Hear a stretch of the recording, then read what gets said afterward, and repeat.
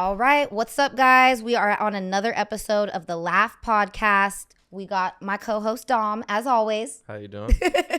And we have a very special guest today, Raelynn. Hey, hey. So nice to meet you. Great to meet you. You are so talented. I'm obsessed with all of your songs. You have no idea. Thank you. Yes, okay, I love it. She's a very talented singer. For anybody who doesn't know, you should know because this girl's songs are amazing. Thank you. I would love to just start from way back in The Voice days. Voice days. So what made you want to go on The Voice? Like, did you just randomly be like, I'm going to try out for this? Did somebody convince you? Yeah. So the reason why I liked The Voice other than American Idol or X Factor or any of the other shows is because I felt like the singers on American Idol and especially the X Factor, they were like Mariah Carey, like, you know, crazy range, crazy, like just powerhouse vocalist. And even though I've kind of found my voice, I always felt like my voice was more unique and more stylistic. Yeah. And I was like, I'm not going to win a show like that. Yeah. I know I'm not. And I'm more of an art, like, I'm not saying that they're not artists, but you get what I'm saying. There's just a difference in singer. I get you. And so the one thing that made The Voice so appealing to me was the fact that they looked for just different voices as well as the powerhouse vocalist. And I, at a young age, I was like, okay, this is whatever this is, like, that's what I want to do. And I had no idea what would come of it. Yeah. I was just like, okay, well, I love Blake Shelton and I love country music, so hell, let's go for it. Yeah. And I've always been just real fearless, and I was just like, okay, like, what can they do? Say no, and I'll continue to do what I do and put out music and, you know, put songs on YouTube. Well, I didn't put out music at the time, but put songs on YouTube and stuff. And then I ended up auditioning, and it ended up happening, which was wild to think. So when you audition and they do the whole chair turnaround thing, what do they call them? Like the coaches or? Coaches. Well, there's 3 auditions before you get to the coaches. So you have like the cattle call, and then you have like where you're in front of the casting people. And then you're in front of Mark Burnett, who is the, you know, writer of the show. I mean, Mark Burnett's amazing. And so that was probably the most scary to me one that I did, because it was like you're like in this room and it's all the producers of The Voice. It's like you're this close. In LA. You're this close. And I remember when I got out, Carson Daly was out there because he was the host for the show. That. And Carson was like, "You killed it, Ray." And I was like, "Oh my God, it's Carson Daly. This is awesome." Because me and my brother used to watch MTV growing up. So it was like, I grew up. And but I felt, and then I'll never forget, I was going to the bathroom and we were waiting for the shuttle to take us back to the holding area after the producer audition, and Mark Burnett was passing me by the bathroom, and he said, "That was really a wonderful audition. I'm really excited for you." And I was like, "Thank you." And I was like, "I think this means I'm going to make it to the next round." And so, but the way that the blinds work is they had 4 days of audition. So there was 120 of us that made it to the blind audition, which is where the 4 coaches are. And I was on, so the first day they call like 30 artists that are going to be on that filming day.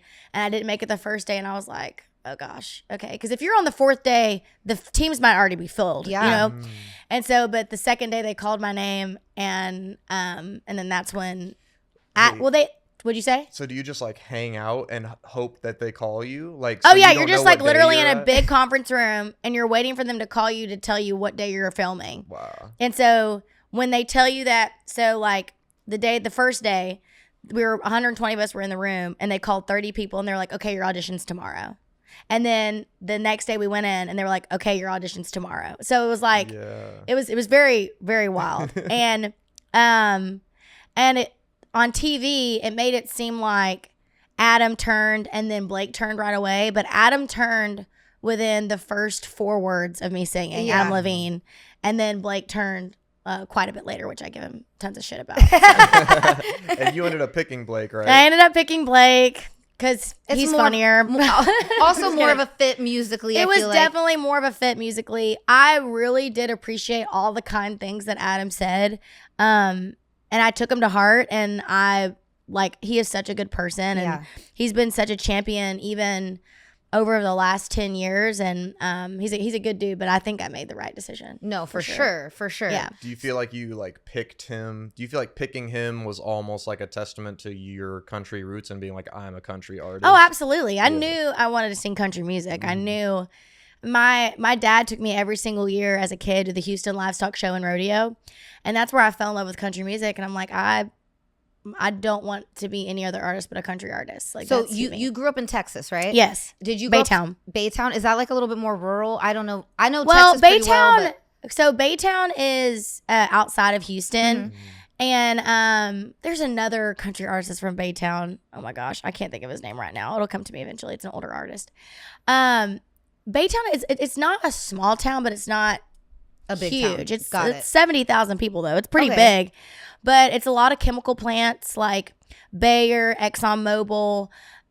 So it's a lot of blue collar, hardworking people. Most of the people that work there, work at the plant. And so I mean, it's definitely, and there's the surrounding cities, I would say, like, I mean, I don't know.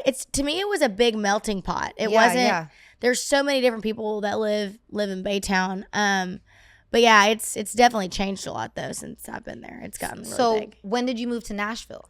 I moved to Nashville in 2012. Okay. So right after The Voice was over, before it had aired, I was already coming back and forth to Nashville to write. And then I moved end of 2012. Nice. So the show aired top of 2012, and then I ended up moving in May. How do you like it here? I just need to know. I love it. I'm trying to convince him to move here, and it's a struggle, girl. I'm like, where do y'all live at? So we live in LA. Okay. But his family's all here. His mom's side of the family moved here. And so, why wouldn't you want to live here?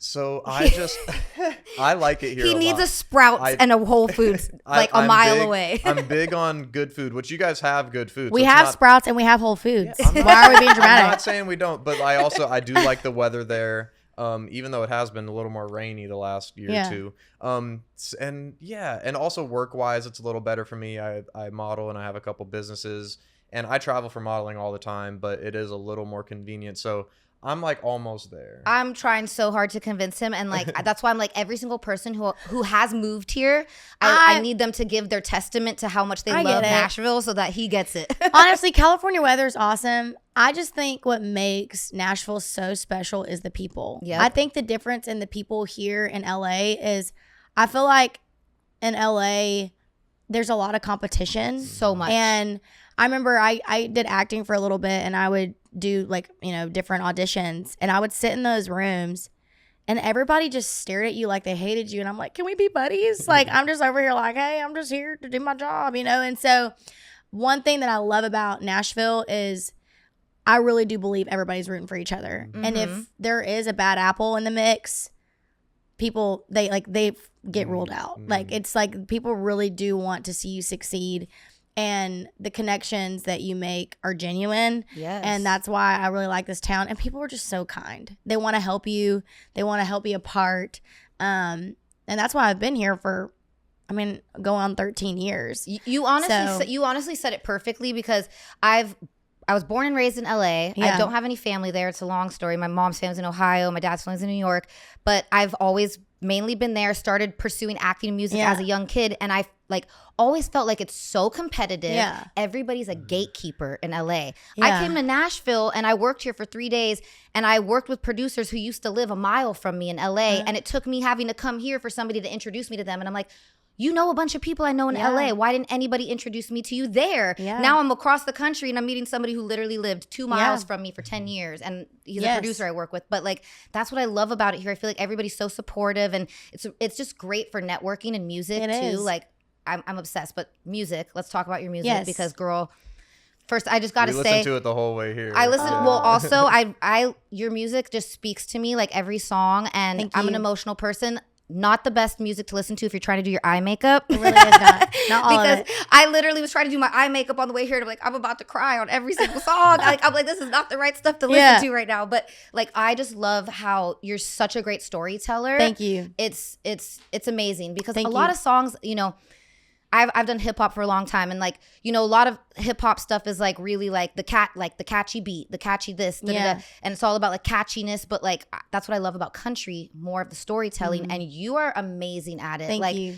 I just like the song Love Triangle. I mean, thank you. I'm gonna cry now. Like I'm like I gotta not be emotional, but like coming from, you know, my parents were never married. Like they didn't talk for many years of my life, and so just hearing songs like that are like so relatable.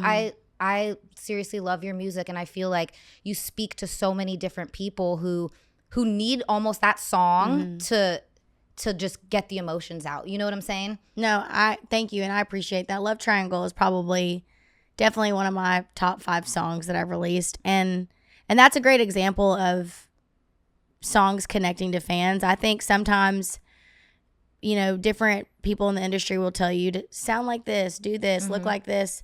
But if you do what's authentic to you, your fans will find you. And when I wrote Love Triangle, I was a little nervous that it was be a little too personal, and would it connect on a bigger scale, and it did, because if you weren't a child of divorce, you know somebody that's been through it. And honestly, you don't even have to have divorced parents to relate to Love Triangle. I had a fan come up to me, and she, you know, her parents were married, still married, and she's like, but they just didn't love each other. And I felt like I was in a love triangle in my own home. And it's just like, I really do believe that music can heal. And I really do believe that as an artist, what's going to make you different is you singing what makes you different, because your story will relate to somebody else. And I'm so grateful for that song, and it healed me in so many ways. I believe in therapy in so many. I got a wild history, but music and songwriting has always been very therapeutic for me, and I won't officially get over something or move on until I've written about it. It might not see the light of day, but I have to write about it for me to feel that closure. And I felt like my parents' divorce was always kind of like a monkey on my back of how I handled it, and Love Triangle was the best way to put to words into a song of the way my childhood felt. And it's not that it was all bad. Yeah. It just wasn't all good. But it was like, and I always like to say this, because even though Love Triangle was, you know, the way I grew up, there was so much love in my home. Like, kids really are so resilient. Like, you couldn't have told me in that moment that I didn't have the best life ever. Yeah. It's just as I got older and I got married and I started getting into a relationship with somebody, you love like you've been loved. And I had to kind of reevaluate the way that I was handling certain situations because of what I saw. Yeah. And that's when I kind of like just had to do a deep dive of like, okay, I can either stay stagnant or I can grow. And hopefully I'm growing. So, well, let's talk about that too. So we both have little girls. Yeah. How old is your little girl? She'll be 4 in September. Okay. Okay. She's Virgo? I don't know what she is. September what? September 8th. Okay, she's a Virgo. She's wild. We're both Virgos. She's wild. So she's gonna be a feisty one. That's good. Because I'm a Virgo girl. So it's funny. Virgo girls were definitely a little bit more sassy. Got like more like, you know, just more energy. Virgo guys, very chill, very laid back. Very it's different. like two different signs almost. But I have a little girl too, 2.5, and I feel like as an artist too, that's what I would love to ask you. Like, do you feel like as a mom too that now there's even more that you need to write about and like have your daughter hear these songs telling her your story, you know? Oh, absolutely. I think, first of all, don't ever let somebody tell you that you can't chase your dreams and be a mom. Mm-hmm. I think the biggest lie that I kind of believed, but I didn't fully believe, obviously, because I have a baby, is that you can't do both. And Daisy has only made me a better songwriter, a better performer, and a better artist. And I really do believe that women can do it all. And with a baby on our hip. And I feel like my sense of purpose now is just greater, because when I leave her, I know that what I'm doing means something. I'm not just going to, Lilac and go, shopping or whatever and kill time. Like, I don't even know what I did before I had a kid. You ever think that? You're like, what did I do with my freaking time? I used to always be like, there's not enough time in the day. And I'm like, what? There was plenty of time before I had this baby. What was I talking about? I know, but it's true. But it's like, but when you leave, you make sure that time's intentional. And I feel like, and I'm sure you feel the same way when you're away from your baby, your time is so precious when you're away that you're going to make sure that every opportunity is going to be an opportunity worth living, and you're going to make sure you're doing the things that you need to do to figure out, what are next steps for my career or vice versa. But she has changed my songwriting so much.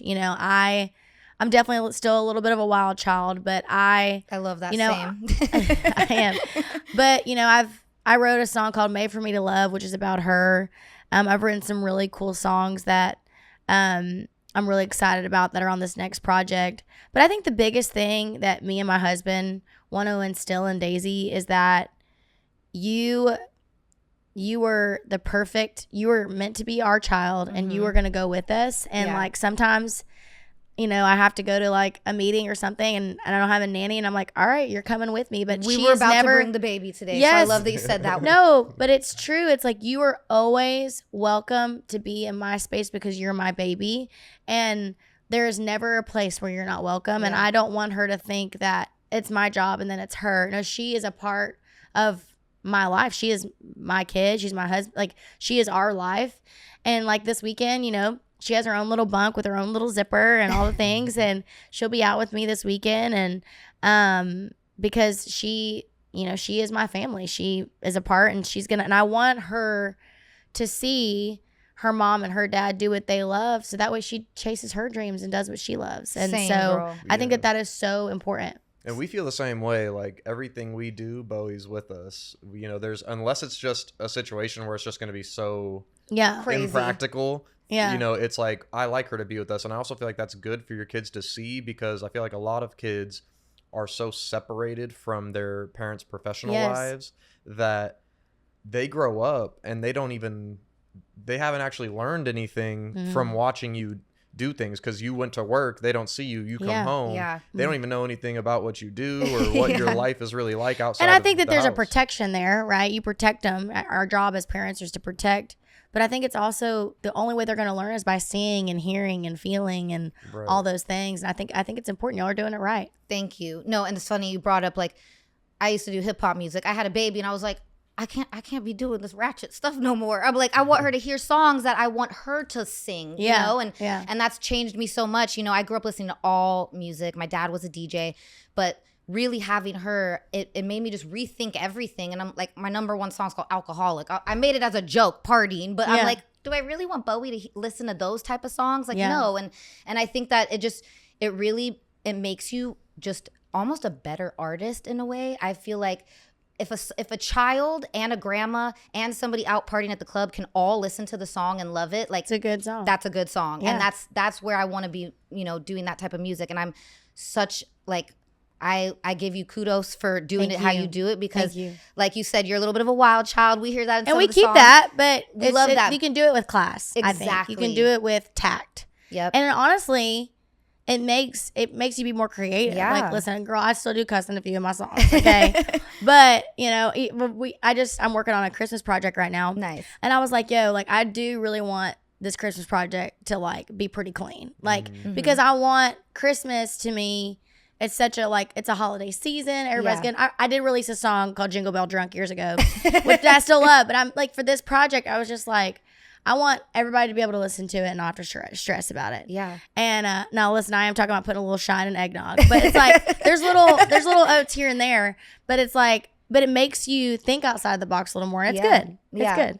Well, we live in, like, an age of the social media era where it's like you got to do something outrageous just to, like, get someone's attention for 5 seconds, and everyone's always kind of pushing the boundaries of, like, trying to be more raunchy or more crazy or, like, whatever. So how do you maintain just being true to yourself as an artist, as a human being, when you kind of have these outside pressures of being like, maybe you should do this crazy thing, to get attention? Well, I am naturally a little crazy. I think all women are. But I don't have to dress a certain way or do a certain thing to, you know, enhance my personality that God's given me. Mm-hmm. I think you can, you know, I do like wear super short shorts and all those things and tight clothes or whatever, but I have my brand. And I think, you know, I've been very adamant about like what I wear and stuff like that.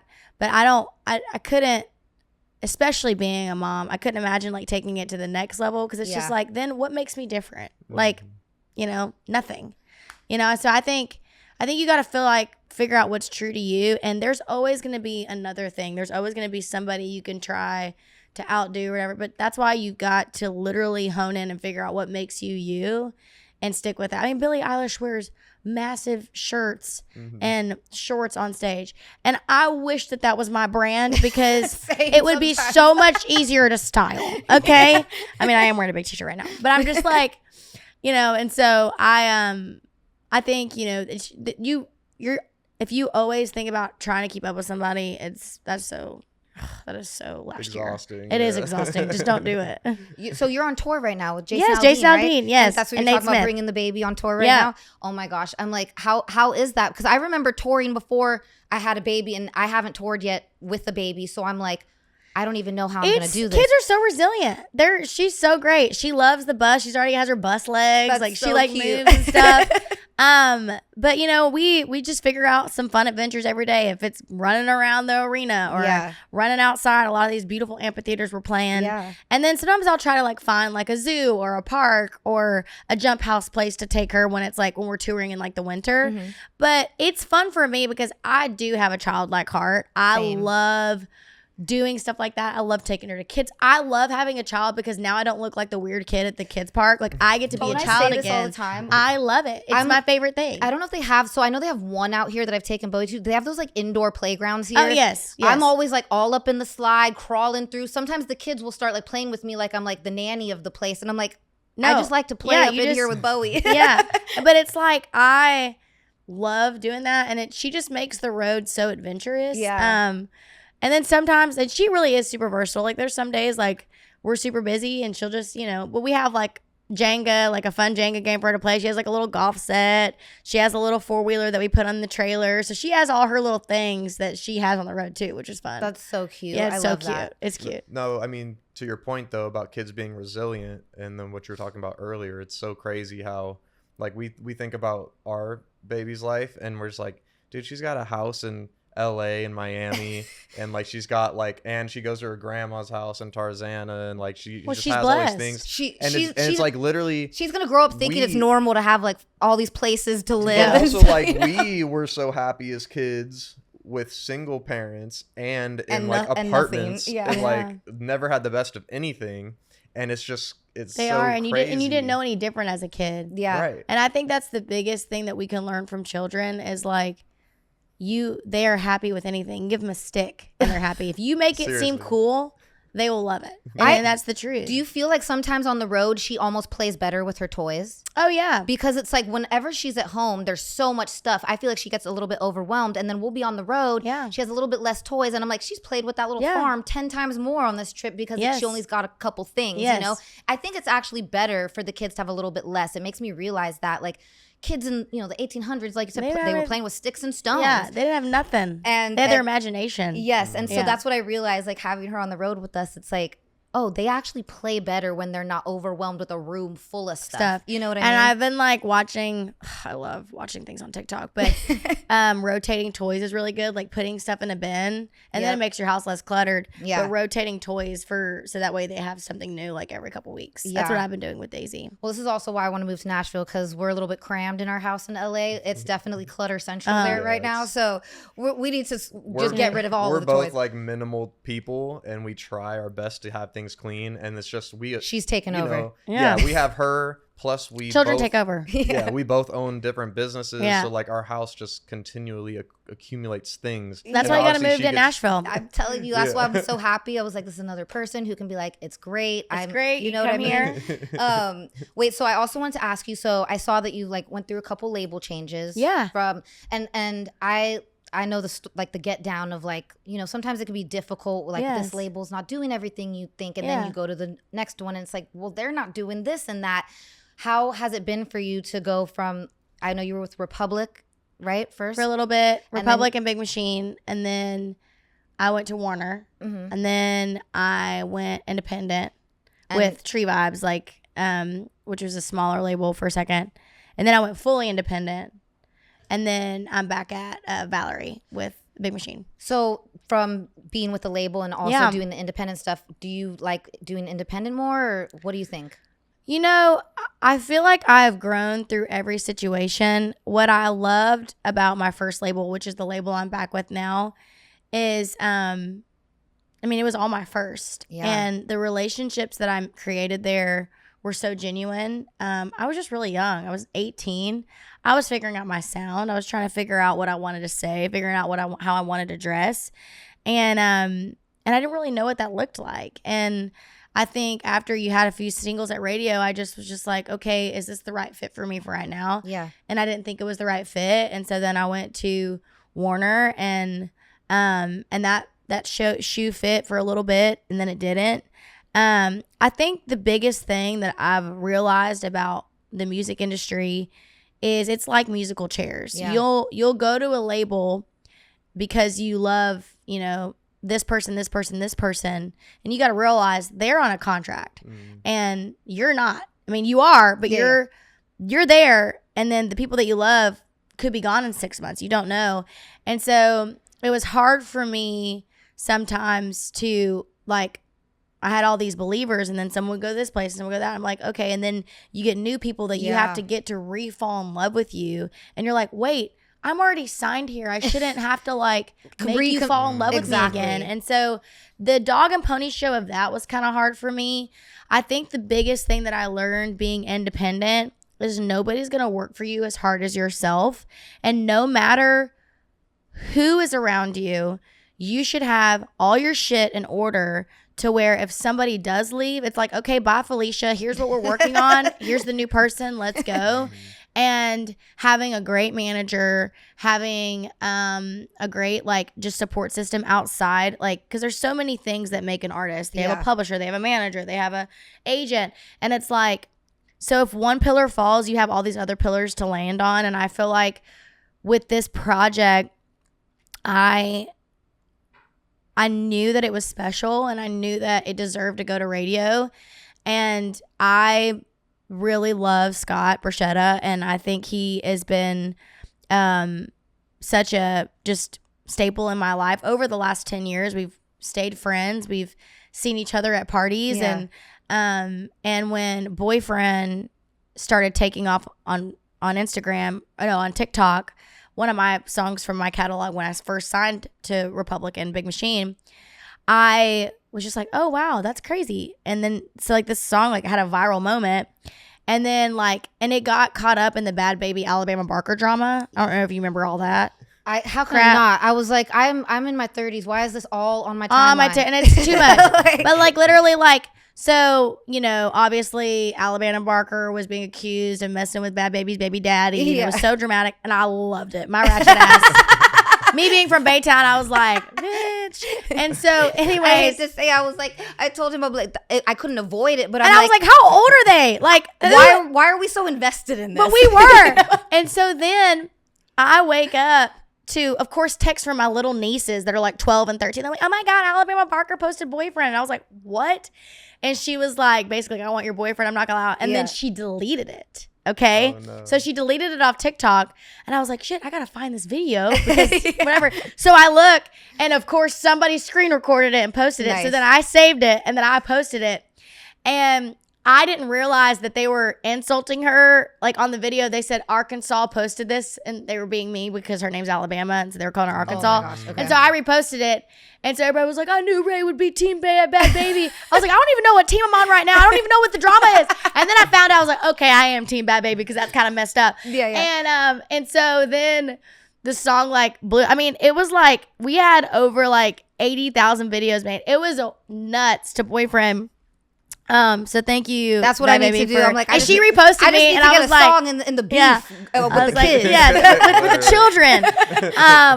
But so when that kind of hit, me and Scott were just kind of laughing about it. And then he had heard about the new music that we were working on. And so I went and I played it for him. And I was like, all right, this is like, when I walked back in, it felt very like, is it serendipitous? Is that the right word? Yes, that is the right word.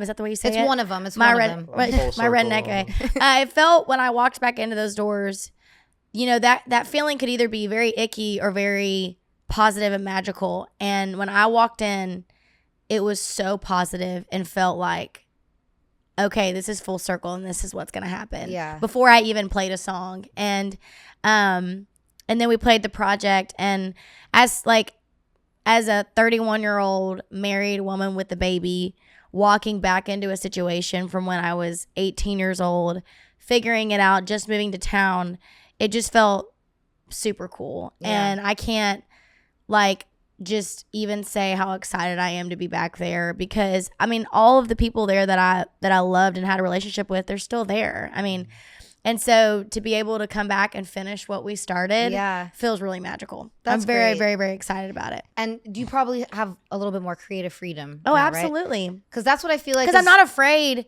to, I think when you're 18, 19, you don't know what's cool. You don't know. Mm-hmm. But now I'm like, of course I'm going to lean on what people want to say. But at the end of the day, what I say goes. And I'm going to be like, listen, I'm passionate about this. But I wouldn't be a great collaborator if I didn't listen to the people around me. Yeah. But there's a difference between listening and being and told controlling. And exactly. There's two differences. And I will say this process has been very collaborative. I love that. It's very positive. And what's the new project called?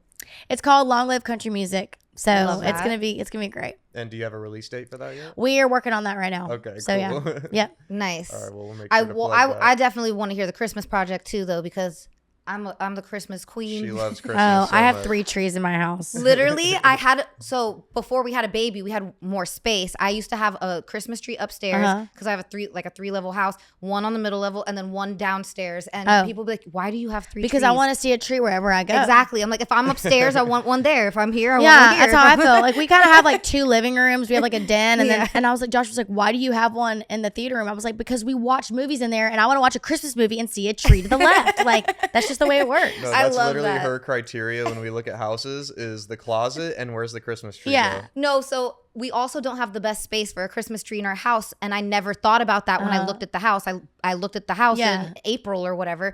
And so now every time I'm like, where's the spot? Okay, perfect. There's a spot for the Christmas tree by the fireplace. Or nope, this place doesn't have a spot for the Christmas tree. We need a good window or something. That's literally what I look for in a house. My favorite tree that I bought last year for our theater room, it has a Patriot mode where it's straight red, white, and blue. And I'm like, we should keep this damn thing up all year. Okay? Green, red, for 4th of July, for Memorial Day, for Veterans Day, everything. All the holidays. Everything.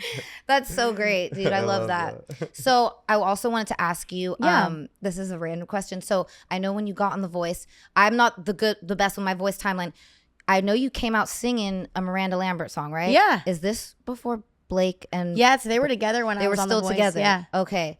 Yeah. All right. I just wanted to know that. So were you? It was Gwen on? She came on after. No, that, she was right? way after me. Okay. So when I came back to sing "God Made Girl," she was on The Voice and she was just precious. But at that time, they were already split up. Okay, got it. I was like, I just had to know a little bit of the. And that was, I mean, and she Miranda was she still is such an inspiration to me. I mean, I grew up, watching the CMT countdown, and I remember the first song I heard was of hers was Me and Charlie Talkin', and Hicktown by Jason Aldean, and that's where I found my love for country music.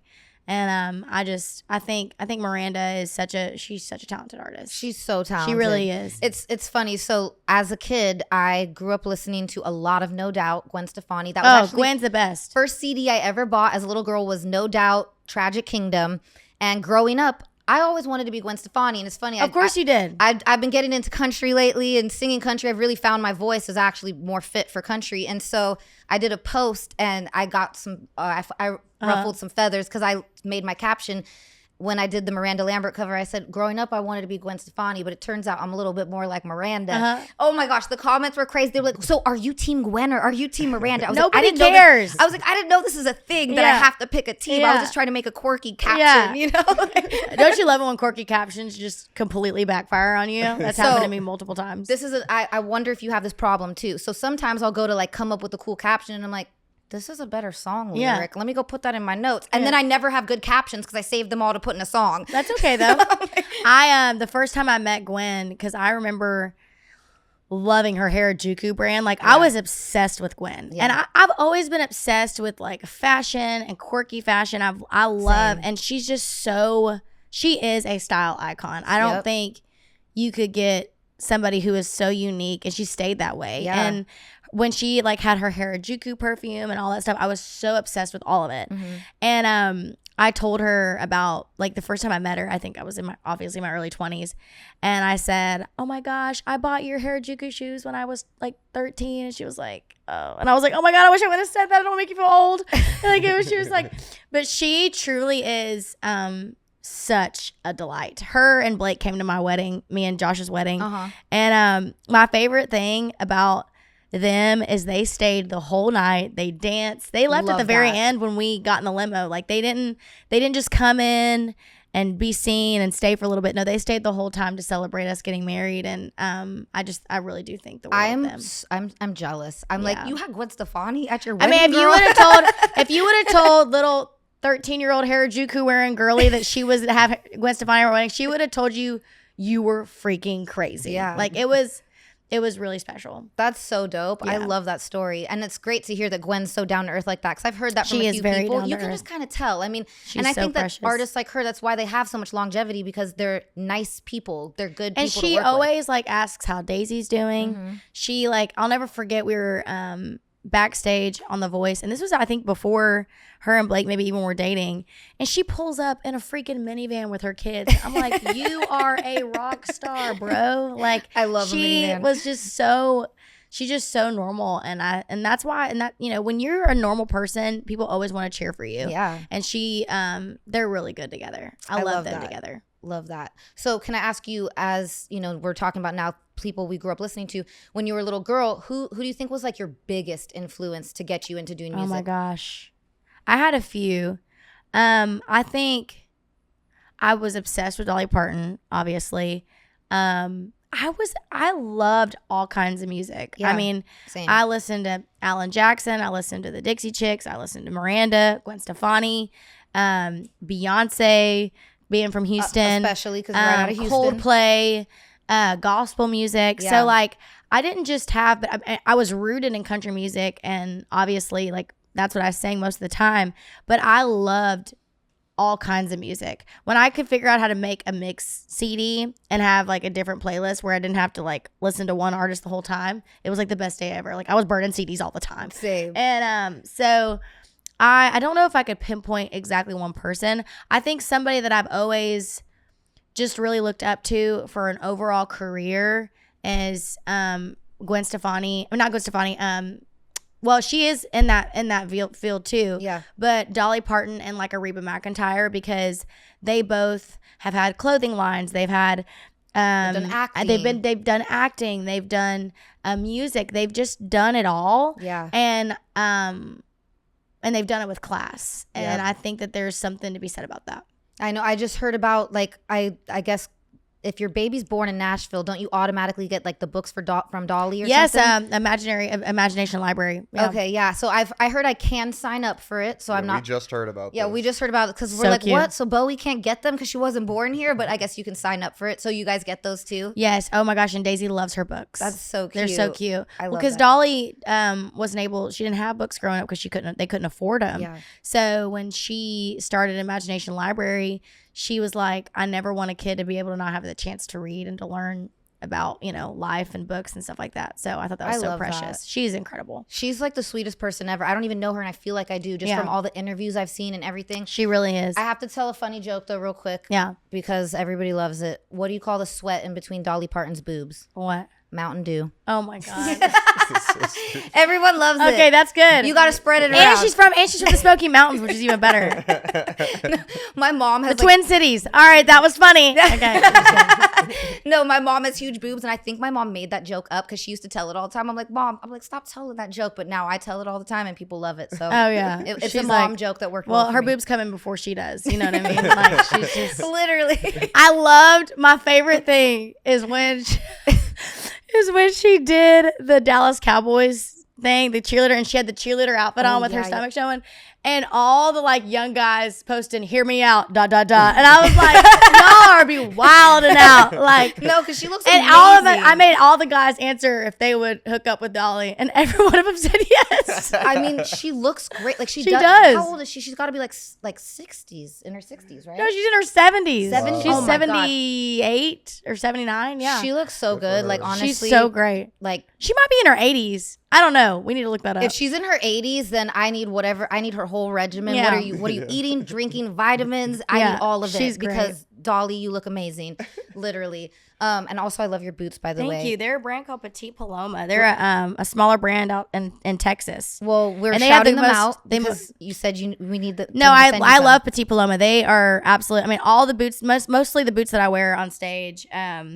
Unless it's like a really specific look or petites. Yeah. They're so cute. Thank you. And they make every look a little elevated. Which is great. Yeah. No, it's like I feel like a good pair of boots is like what you really need in country music. And now that I'm doing country, I've always liked cowboy boots though. I was wearing them when I was rapping, and I swear I started a trend where like all these rapper girls started wearing cowboy boots. I'm like, I know I started that. It was when I went to Texas actually, and I wore some little Fendi cowboy boots.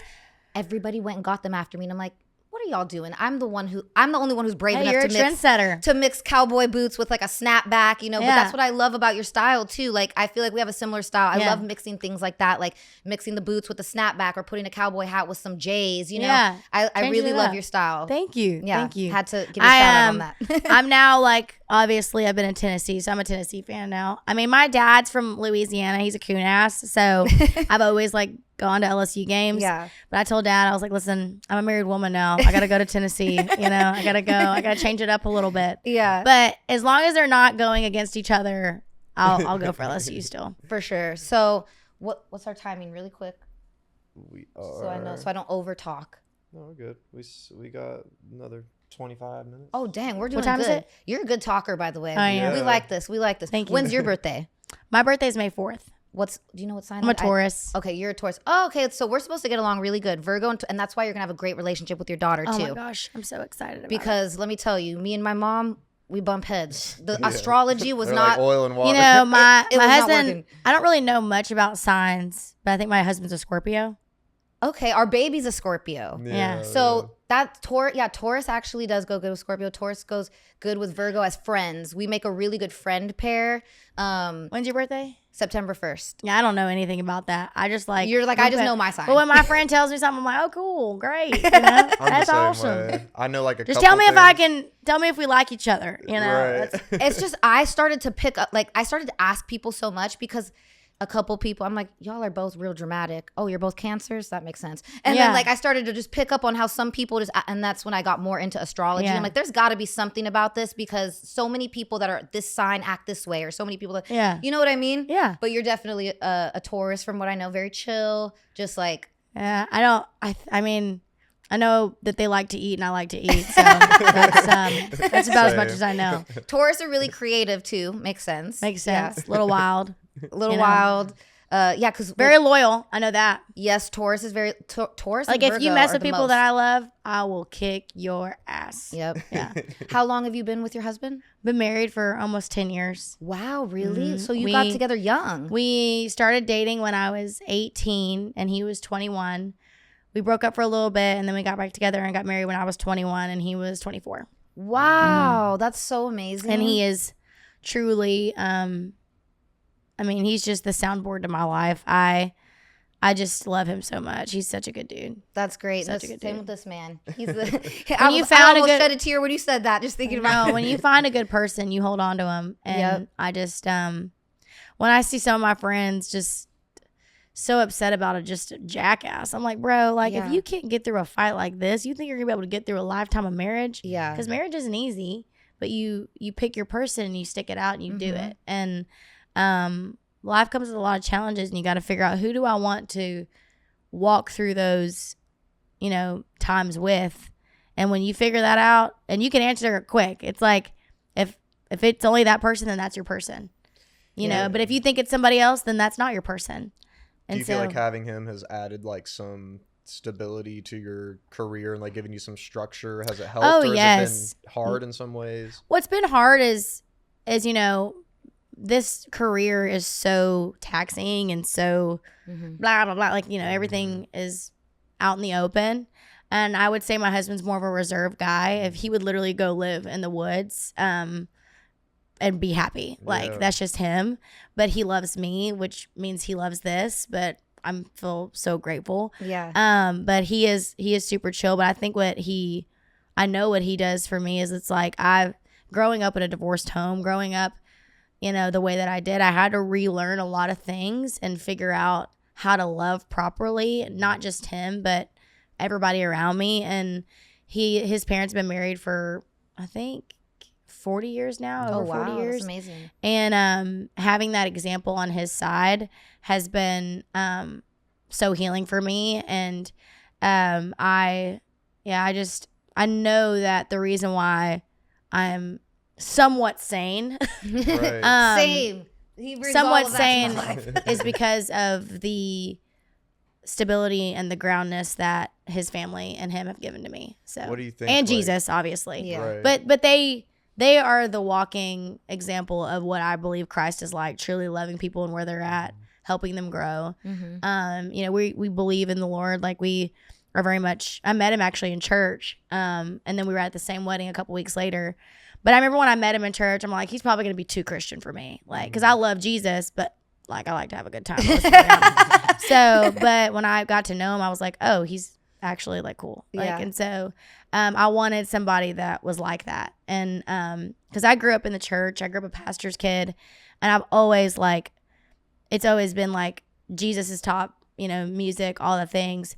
But I wanted somebody that was normal. I feel like all the guys that were in my youth group and stuff, they were just so spiritual that they were weird. And listen, I'm not saying, I think that we should be different. Yeah. Being somebody that's a Christian, I think you should live in a sense of, you know, you're held to a different standard or whatever. Yeah. But I was just like, where's somebody that's like me, that's just, I feel like normal and can talk about normal things, and that like loves God, but also can have a real conversation. Yeah. Like, and is not so like, there's like a scripture where it's like, don't be so spiritually minded that you're no earthly good. Like, and so it's like, I just wanted to find somebody that loved Jesus as much as me and was called to a higher standard, but also like was normal, and that's him. So I know, like, exactly, he can hang out with anybody. He would love to hang out with you. He is so chill. Yeah. No, like, I know exactly. I feel honestly, just from you talking about him, I'm like, they need to hang out. They sound like they'd be best. And he's like, and I love for him to come to things, because me, I'm bebopping around. I'm like a little bumblebee, you know, whatever.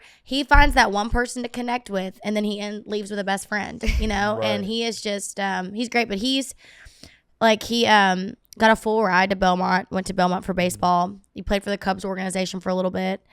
Threw out his arm, and so he got done with that. But he's an incredible athlete.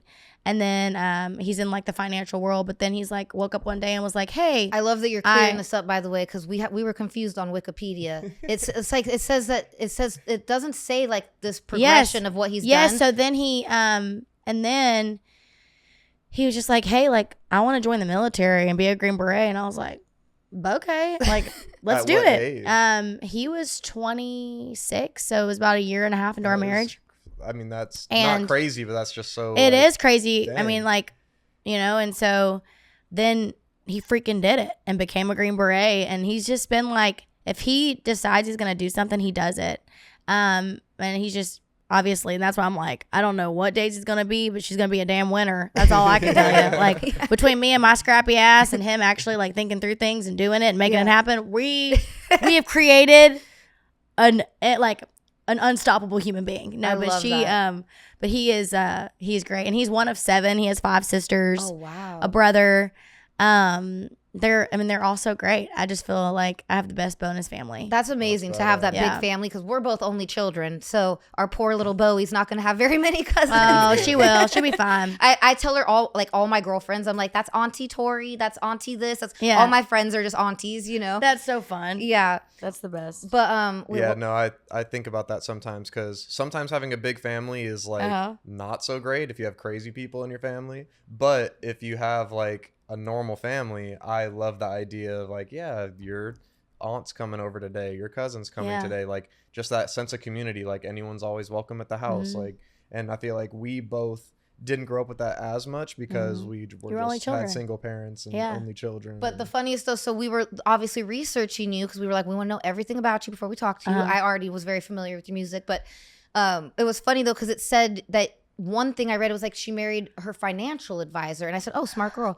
And then he goes, "I'm reading that he's an athlete." And then he goes, "Wait, it also says he's in the military." He goes, "He's done it all. Congratulations, it's all the three." Dom's like, "Wait, how could he be an athlete and in the military?" It's like you're doing like the little bubble question: A, military; B, Cubs; C, financial advisor; 4 or C, all the above. All the above. No, I actually love that though, because we're the same way, like where we just are doing way more than we should be. And like we're just trying to dabble. Yeah, like I'll be on set. I'm good at one thing, and that's entertaining. So I'm a one-trick pony, baby. No, I respect that actually. But that's not a one-trick pony, because you're good at entertaining in several ways. You're an amazing singer. You said you did a little bit of acting too. Yeah. You're very charismatic and have a great personality. So like, that's not a one-trick pony. And one thing I've always said though, if I didn't do music, I would be an interior designer. I love design. Why are we best friends? Like, I swear, I love everything she says doesn't sound like it's like I just like. I feel like he's listening to you. Like, don't let me cut your hair though. Like, I have bangs and I want to cut them so bad right now because they're like hitting my eyes. Like, that's the only thing I hated about getting these damn things. Is I was like,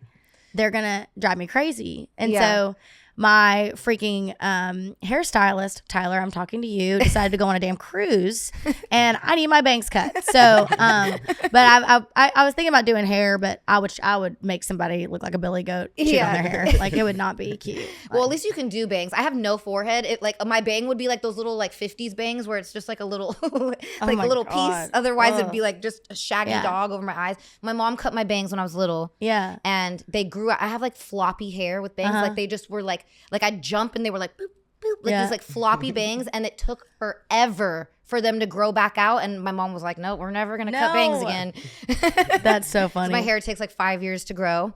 No, I'm envious of people that have that one thing that they were just passionate about from birth, and that's like their thing.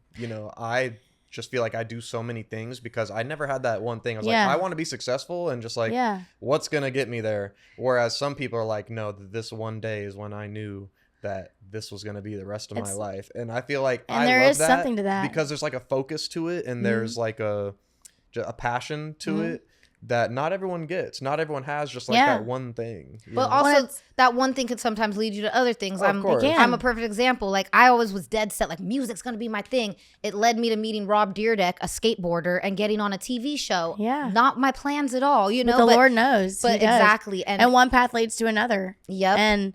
And one great advice, I don't remember who told me this, because like when I first started wanting to be an entertainer, I was like, I want to act, I want to sing, I want to dance, I want to do this, I want to blah, blah, blah.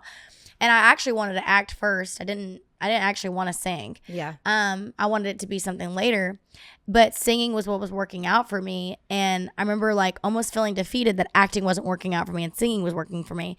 And this woman told me, she was like, if you're working on like 4 recipes at one time and you're, just trying to manage all of it, and they're all going to be done, they're going to taste okay. But if you focus on one recipe, give it your all, finish it. Next recipe, give it your all, finish it.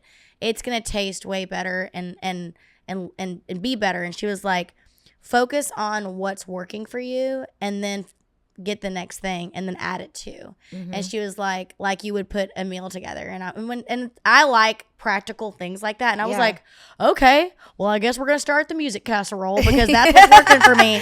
And then we'll focus on the acting casserole. And then, but it was so true. And so I focused on this. And then a couple years into music, I got asked to be on a Disney show. And I had been in LA for like a year trying to get shit, and I was like, wait, now I'm getting stuff as I'm focused on this. So it was just, you really do got to focus on what you're good at in that moment, and other things will open, but you just got to focus on the thing that's working, and that doesn't make you a failure at the other things. It just makes you smart because you're doing what's working for you. I completely agree. Yeah. I try to tell that to Chanel sometimes because she's had a really long, successful TV career, but for some reason it's like an ounce of music success means more to her than a pound of TV success. Because music's my passion. Because that's what you're excited about. The funniest, I'll tell my friends sometimes, I'm like, I'm gonna get that one hit and finally be big. And they're like, Chanel, like, you're famous already. What are you talking about? And I'm like, but I'm not in my head because I haven't got to where I want to be with my music yet. You know what I mean? But that's why I love doing the podcast as well too. This is a great opportunity for me to talk with other artists and hear their story and get feedback and learn from them, you know? So they kind of go hand in hand for me. Obviously I love to laugh too. And you're a great guest because you make me laugh. Some guests don't. Well, no, we should cut that out. But what? But no, like, just, you know, some guests aren't as good at talking and being charismatic. Oh God, I know that. I hate it when I'm like talking to somebody on the phone and they'll be like, question, and then they just stop talking, and then so now I just stop talking too. I'm like, shit. Well, if you're gonna do it, I'm gonna do it. Like, no, but it's great though to be like not just an artist, but to also still have the personality behind it, because there are some music artists who you go to do an interview or something like this, and they're not as charismatic. They don't have a lot to talk about, and that's what I love about you. But I can tell by your music too that just the way you write songs and are so deep with the storytelling. I was like, I know she's gonna be a good talker for sure. I probably talk too much. No, I can tell that your music comes from like real life. It's not you're not just a musical person. Like, you're telling stories. Your music comes from a very like genuine place of experience. So I could listen to your music and already know that she's gonna have something to say like in a conversation. Whereas some people, you know, some people that are like some rappers or something that are very melodic, where it's just all about like, it's all about making a melody and there's not really a message behind it. There's not really a lot of substance behind it, which is fine because that's great too. Mumble raps. Right. They're but very those big. those people aren't as interesting to speak to. So I already knew just from listening to your music that there was like a lot of substance behind it. I have to say too, Heaven is a Honky Tonk, like my favorite song. I mean, I love all your songs. Heaven is a honky tonk. But like just this title, I was like, this song is like the illest title, and it's like, and I love that you made a song just with saying Heaven's a honky tonk, because it's such a great example of what you were saying. Like, you love Jesus, you love God. I do so much. Christianity, but it's like, we could still have fun. We could still party a little bit. Well, it's like if I was just like, I want a song that's like a barn burner, fun honky tonk song to sing on stage. And if heaven was a honky tonk, what would it look like? What would it sound like? Yeah. And we wrote that song when I call it Redneck Disneyland, Pigeon Forge, where Dollywood is. And I will say there's so many spiritual and like Christian references in my, first of all, throughout all my music. You'll hear that because that's me. But this next project has a lot of it, and it's really cool. Like, I have one of my favorite songs is a love song I wrote Josh, and it's called If I Make It Into Heaven. And I, you know, growing up a pastor's kid, like, I knew about the Bible, but I didn't really know the Bible. That's why, like, when I moved here, I was like in a very charismatic church where, you know, everybody's falling out in the Holy Spirit, and it was a lot. But I felt like there was no, like, I'm not going to say no, but there wasn't, and maybe I wasn't listening. Okay. But there, I felt like when it came to Bible learning, like just learning the Bible and making it me understand it, that there was just always a disconnect there. Like, and when I moved to Nashville, like the church that we went to was so like simple. Like, it was not a bunch of bells and whistles and stuff. Like, they had like the sermon, and like they would have a thing where you could fill in the words, and I just loved that because I was like, okay, what's the next word gonna be? Like, it was just, and it was so simple, like you would be at school, and like I felt like I learned so much, and I learned so much from being married to Josh. Like, Josh's family read the Bible every night, and they had this, like, you know, they did it every night together as a family, and there were so many things that I thought I knew, and he helped me learn, and then it made me be hungry to learn more, and because I feel like if you don't stand for anything or have anything to fall back on, you could fall for everything. And so I always wanted to have that to fall back on. But the hook of the song is, if I make it into heaven, it'll be because of you. And I met him at church. But that Sunday, I almost didn't go to church because I had, you know, was a little hungover and so like it's that story, but it's talking about, you know, like your relationship with God, but also like how this person like makes you a better person. And so it's a fun one, but it's like it's those like, but that song came from like a real story and a real situation. And I've always joked, I'm like, if I make it into heaven, it'll be because of him, you know, I like love so that. and then but that's the one thing, like I was gonna probably put that on the caption. I was like, you know, I gotta save that for a song. Exactly. No, I'm telling you, I was like, that's why my captions all suck, because I save it all to put in my songs. Captions are for the bees, man. It's awful. But I thank y'all for having me. No, I just feel so literally, excited to be here. You've been such an amazing guest. Like I have to give you an extra shout out on that, because it's one thing, like I said, to be talented at music, but also like to be a great speaker, and thank you, and also to be open about talking about Christianity and God. And that's something that I feel gets a little, people get a little scared in the entertainment industry to talk about religion, you know. Even I don't want to go too deep here, but I'm curious if you ever had any resistance, maybe like being signed to a major label and then be like, less God, because I swear that's sometimes what I think it is.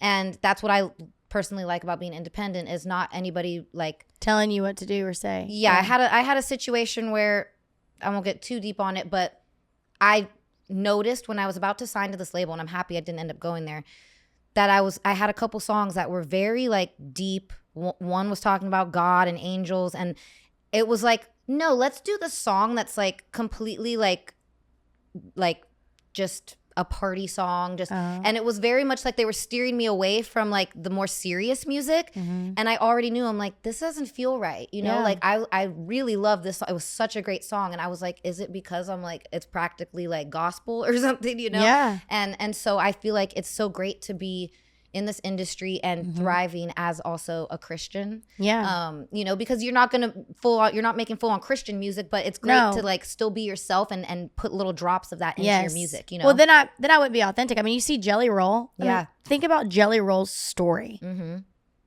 Absolutely wild. And his biggest song is with a Christian artist, Brandon Lake. And it's, you know, Heartfelt Hallelujah. Like, because people they see healing in their brokenness, and they find that. And it's Jelly Roll, who's been through hell and back and has a story to tell.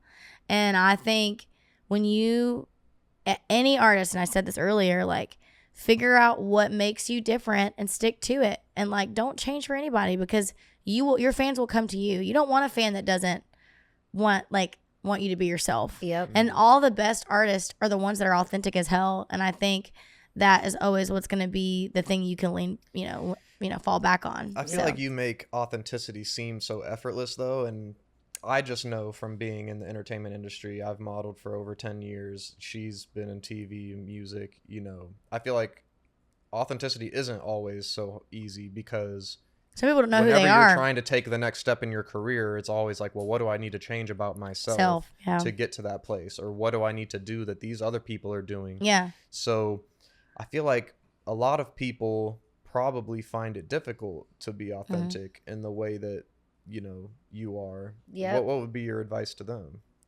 My advice is figure it out. And honestly, like, you know, I think for me, in the times when I wasn't my most authentic, and there was times, like I think back when I'm 18, 19, 20, when I first moved to town, I was my loneliest, my saddest. And I think when you're not living to what, you know, I believe that God's called you to do, and your most authentic self, you're just not going to be happy. And I'm sure you've seen a lot of people, even that might have success, but they've built that success on not being authentic. And they're sad and they're miserable. I mean, I've had friends that have multiple number ones and they're still sad. And that's why I've never rated my success on where I've been on a chart or how many people show up for me. There could be 20 people in a crowd, and I might be like, damn, I wish there was a few more people, but I don't.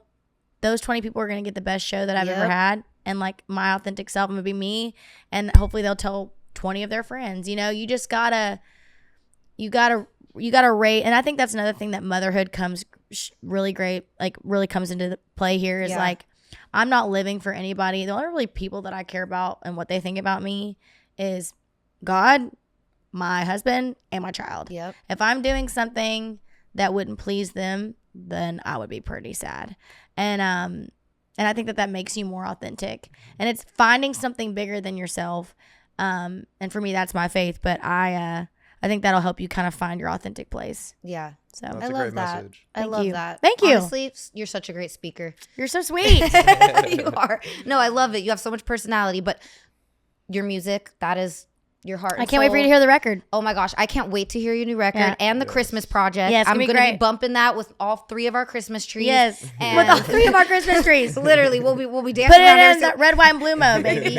Yeah, no, for sure. And I want everybody watching, you guys, if you have not heard Raelynn's music, Please check it out. Go check it out. Every single song is so heartfelt, such a great story. If you want to cry a little bit, go play her music, because I'm the type of person, so much emotion comes out of me when I listen to songs, and that's when I know it's a really, really good song. If I start freaking crying. Yeah. And you're like, I'm done. All your songs practically make me cry. Thank you. The Don't party cry. ones make me want to go turn up, but then the other ones make me just feel. Well, I appreciate you for really listening to him. Yeah, no, I love them. For sure. I was love driving. to I work literally with got that little feeling in my throat. Like, Don't choke up. The lump in your throat. No, I'm telling you, I Literally. literally was like, okay, I'm just going to change her for a second, because every song's making me cry and I'm trying to finish my eyeshadow. And I kept getting teary eyed. It's okay. I get it. We're going to put you back on whenever I wipe off my eye Yes, makeup. we'll do it. Thank you for having me. Thank you for being thank on you the so much for show. coming. Everybody check out Raelynn's music, and we'll see you again on the Laugh Podcast. Bye.